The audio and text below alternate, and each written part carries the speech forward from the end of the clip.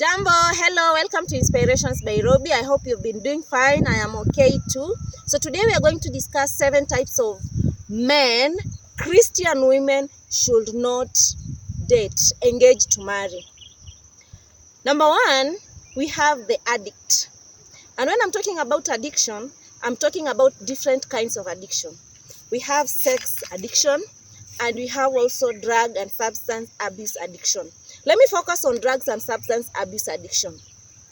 When you date a man who is addicted to alcohol and drugs, his judgments are always altered.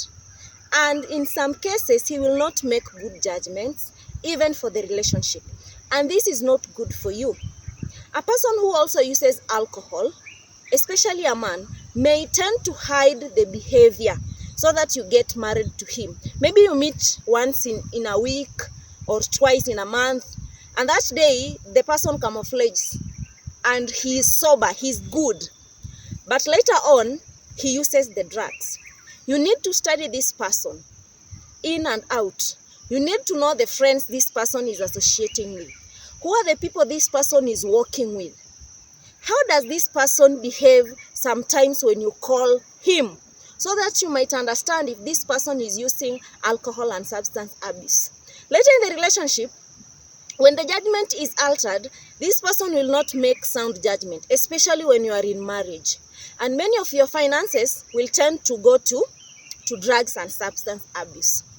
And if this person really needs to get out of alcohol and substance abuse, you might see the progress of this person, that he is able to get out of the drugs and substance abuse. Now, this person might admit that he's using prayerfully, then he discontinues himself from the friends who are using the same. You will see the progress and you'll know that this person is a changed person. But be very, very careful. If this person does not want to leave drugs and substance abuse, please, my sister, run for your life. Leave the relationship. Because if you enter into the relationship, you will not be able to get out, especially when you say, I do. Number 2, we have the player. A player is a slang that is used to refer to men who like toying with ladies, having several ladies, enjoying sex with them, playing sex with them, and then he often leaves them. Now this man might say that he is interested in you, but you see that he's always flirting with other ladies. He's always keeping track of the exes. He's always talking about sex episodes. You should be very careful with a player. If a person is having sex when he's not married, he is likely to do the same after he's married. He's used to a lot of women, so he will use many other women. You are in the house, but he will always go outside. There is an African proverb that says, the monkey will never leave its jumping business. Its work is to jump. So if you get with a player, he will continue doing it outside there. And we all know the signs of a player. He has contacts of many ladies who is flirting with. The texts are fleeting. He's having his texts are erotic and sexual. He likes touching ladies here and there. He keeps tracks of the exes. He likes talking topics doing with sex and women. So you should be very, very careful, even with what the man is keeping in his phone. Number 3, we have the abuser. Someone who abuses you before marriage will continue doing it even after marriage. These people, mostly they like to drain people. They'll drain you physically, they'll drain you emotionally, and even they'll drain you spiritually. They will go even as far as verbally abusing you.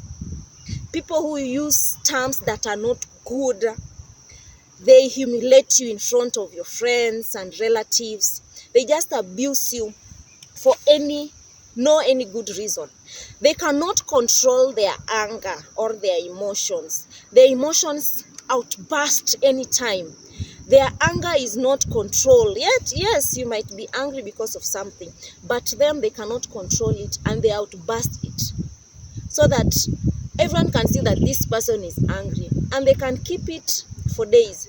So you should not engage yourself to a person who is abusive. We also have the unbeliever. My sister, you are a Christian. You have no point of marrying a person who is an unbeliever. Even if the person is having a lot of wealth, good education, good looks, what are you doing with an unbeliever? What will you be discussing? You know, what comes first in your life is God always. God should come first. Even it's stated in the 10 commandments. We have the first commandment, human relationship to God, then human relationship to a fellow human. So if this person is not a believer, doesn't believe in the biblical principle, you are not in the same faith, what are you doing with that person? It will mean a lot in the future. You will have diverse opinions and diverse even actions when you are in marriage. You should not be yoked with unbeliever. It will even affect your children. When your purpose with God is right, then you should also have a right partner whose purpose is also right with God. It is God first, then human beings. Then we will feel that joy in us. The word joy is Jesus, others, then yourself. So it is God who comes first in everything. And then we also have the controller, a person who wants to control you, a person who stalks you, a person who follows you everywhere, a person who wants to detach you from your friends and your family, a person who is not interested in your happiness, a person who wants even to control how you move, how you do things, a person who even wants to take you from God, you from your friends, you from your relatives, and even you from your dreams and your careers. A person who wants to control you entirely, that is not a man to get involved with. A man should come to you to lift you up, not to control you and remove you from what you love and what you like. Not a person who is coming to detach you from your friends and your family. So you should not date a person who controls. And then we also have a lazy man. I do not say that a man you should marry a millionaire. No. I'm talking about a man who is lazy, who doesn't even want to do anything. You get into a relationship and then you start paying bills for that man. A man is supposed to be the protector and the provider. Not only having millions of money, no. A good man should be financially stable to provide for his own needs. Not a man who is dependent on the family. Not a man who will be dependent on you, who just sits down and waits for you to act. No. In fact, you need a man who is able to pay dowry for you. You know, at all times, dowry was to show that the man is capable to take care of the family. I'm not talking about a millionaire. No, I'm talking a man who is able to take care of himself and even promise to take care of you, and you're seeing the capability of this man taking care of you in future. So if you get to a lazy man, please, my sister, run away for your life. What will you eat? Where will you sleep? What will you dress?